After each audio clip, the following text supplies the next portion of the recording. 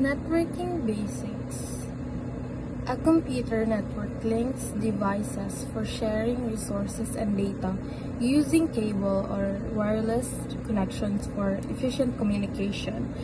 Key components include routers, switches, cables, and protocols, all working together. So, network basics is ang computer network ay connection ng mga devices upang mabahagi ang data, impormasyon, resources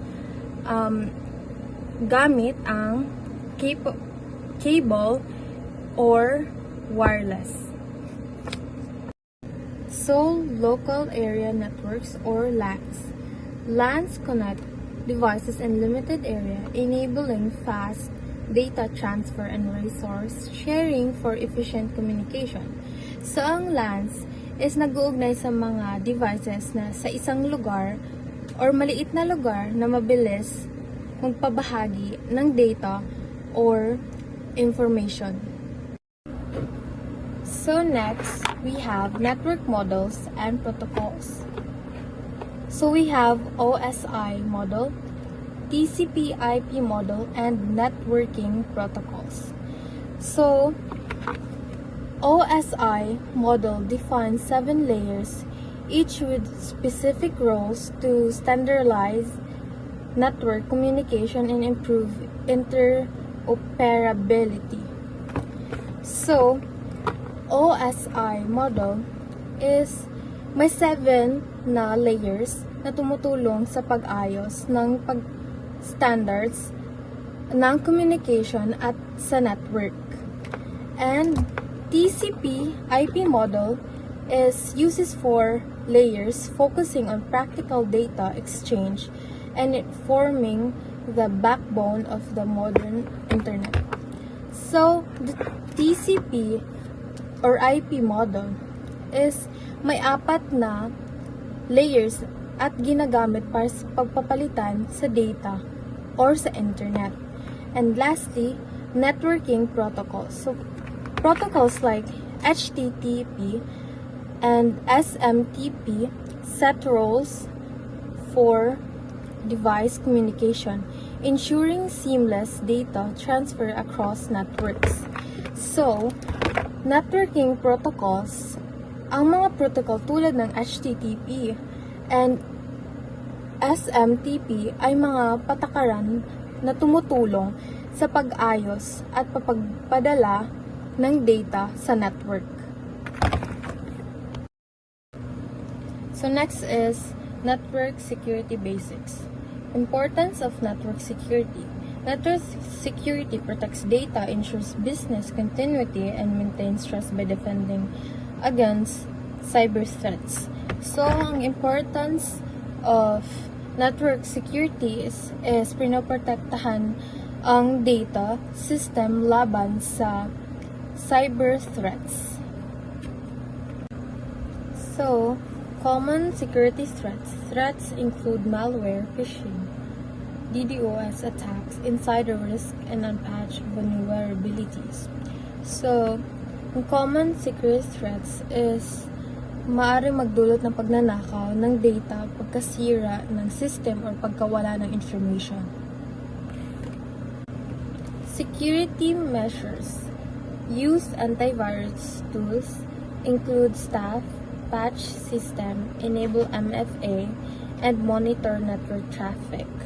So, security measures, ang mga paraang tumutulong protektahan ang computer at network laban sa mga virus, hackers, at iba pang banta.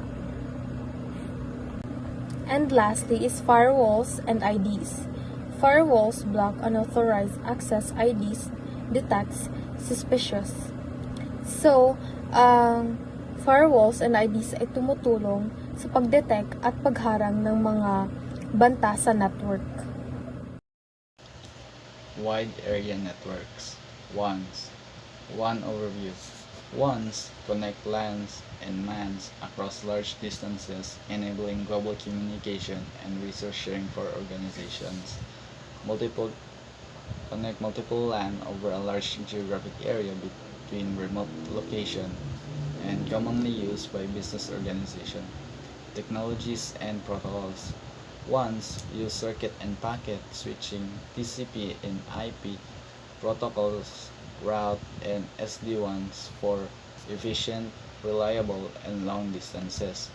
Data transfer.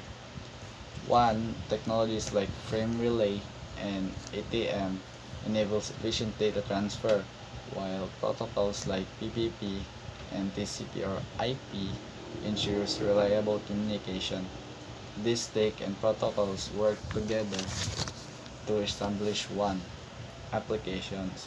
Ones power the internet connecting user, offices, and data centers worldwide for seamless collaboration and access. Cloud networking essentials. Cloud computing delivers IT resources over the internet, transforming capital expenses into operational costs and enabling scalable, flexible, and efficient digital transformation. Cloud networking involves connecting resource and application or on internet, leveraging visual networks and services to scalability and flexibility. Virtual networks. Virtual networks like VNet, VPC provide secure, isolated cloud environments managed programmatically for agility and control. So visual networks refer to graphical representation of network infrastructure, making it easier to understand. Architecture models. Cloud networks architecture support public, private, and hybrid and multi-cloud models balancing scalability and flexibility. So architectural models describe structure and organization of network components. So digital foundation. Modern organization use cloud networking to build robust, adaptive, and digital foundation with automation and virtualization. Digital foundation refers to underlying technologies and infrastructure supporting digital businesses operational like cloud. Networking trends. The network landscape is rapidly evolving, driven by demands for speed, scalability, and intelligence. Key trends are shaping how we connect and communicate, making it essential to understand these shifts for future-ready technology. 5G and 6G, IoT growth, SDN, and AI-powered automation are transforming networks, enabling smarter infrastructure and supporting advanced digital experiences. So, networking trends in this era are all about adapting to new threats and technologies. AI driven attacks and identity abuse is with attackers exploiting trusted identities and legitimate system tools to gain access, making identity security and privileged access to government crucial. Miss Mariel, you can ask us for more questions po. Thank you.